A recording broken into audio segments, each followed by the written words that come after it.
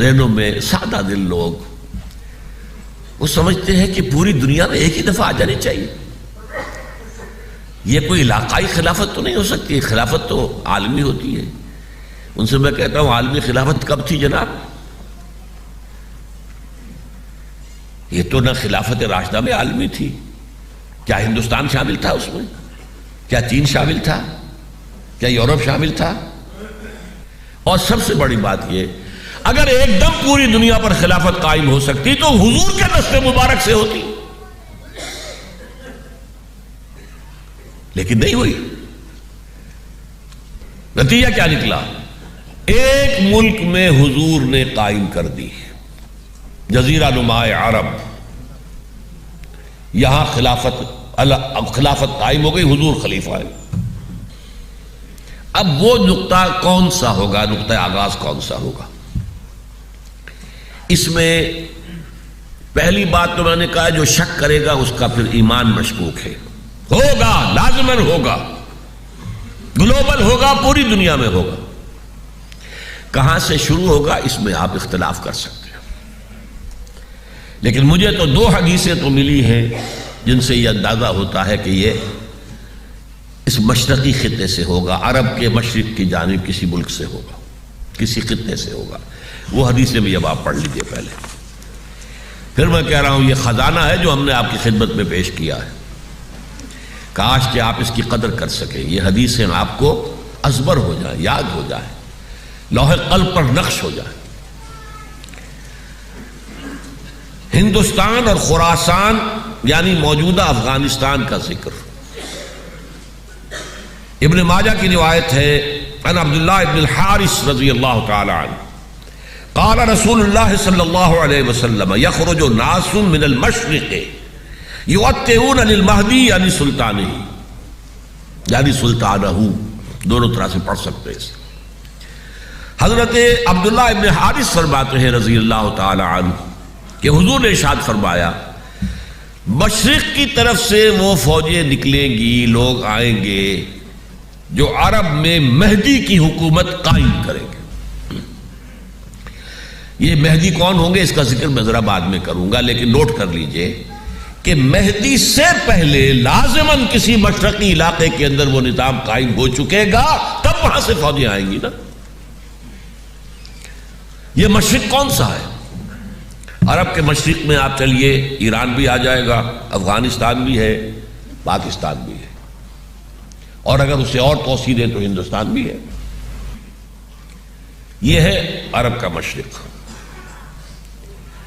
اس سے فوجیں جائیں گی. اس کا کیا مطلب ہے کہ اس میں سے کسی جگہ پر نظام خلافت پہلے قائم ہو جائے گا تاکہ وہاں سے فوجیں جائیں گی جو جزیرہ نما عرب میں حضرت مہدی کی حکومت کو قائم کریں گی. اب دوسری حدیث سنیے. یہ سنن ابن ماجہ کی حدیث تھی جو میں نے آپ کو سنائی، آپ نے پڑھی. دوسری عن ابی ہریرہ رضی اللہ تعالی عنہ، یہ ترمذی شریف کی روایت ہے. قال قال رسول اللہ صلی اللہ علیہ وسلم یخرج من خراسان رایات سود لا يردها شیء حتی تنصب بإیلیا. خراسان کے علاقے سے سیاہ جھنڈے لے کر فوجیں آئیں گی، ان کا رخ کوئی موڑ نہیں سکے گا، ان کو پیچھے پھیر نہیں سکیں گے کوئی بھی، یہاں تک کہ وہ یروشلم میں جا کر جھنڈے نصب کر دیں گے. ایلیا حضور کے زمانے میں یروشلم کو کہتے تھے.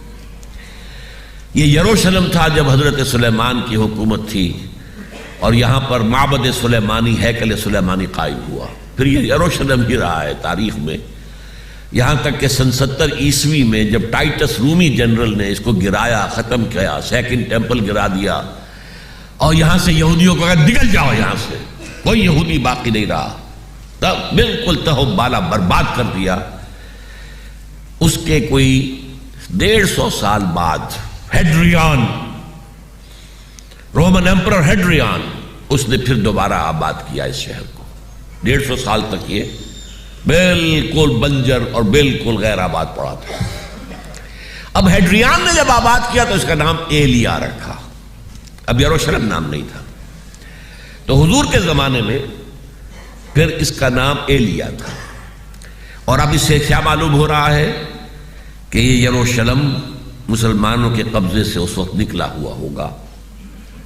ایک دفعہ پہلے نکلا تھا، سن 1099 عیسوی میں مسلمانوں کے ہاتھ سے نکلا. کروسیڈرز، عیسائیوں نے آ کر اس کو قبضے میں کیا، لاکھوں مسلمانوں کو مارا، قتل کیا.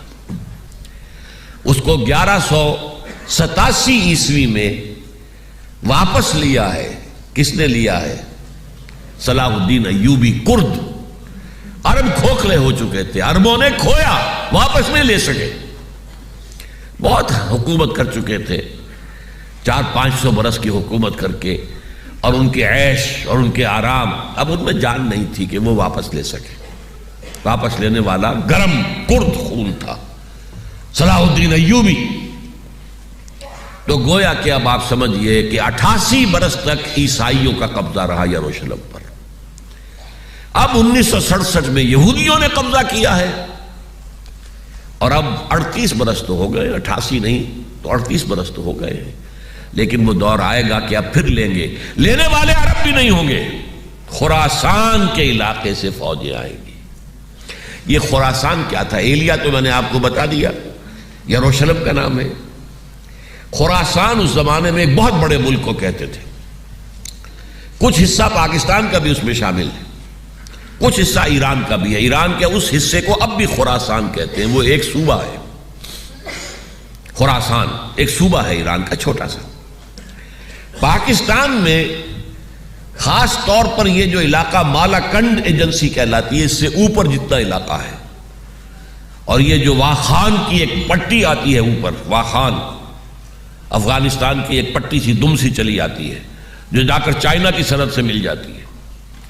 یہاں سے لے کے یہاں تک یہ جو مالاکنڈ کا وہ درہ ہے اور پہاڑ ہے، یہ بھی خراسان کا حصہ ہے. باقی تقریباً 2/3 آف افغانستان ساؤدرن حصہ نہیں ہے خراسان کا حصہ، یہ سیستان کہلاتا تھا، یہ خراسان نہیں ہے. لیکن یہ کہ اوپر کا 2/3 آف افغانستان، اور اس کے ساتھ یہ جو عرب جو ابھی ترک ممالک آزاد ہوئے ہیں سوویت یونین کی ڈسولوشن کے ساتھ، یہ سارا علاقہ کہلاتا ہے خراسان بزرگ، دی گریٹ خراسان.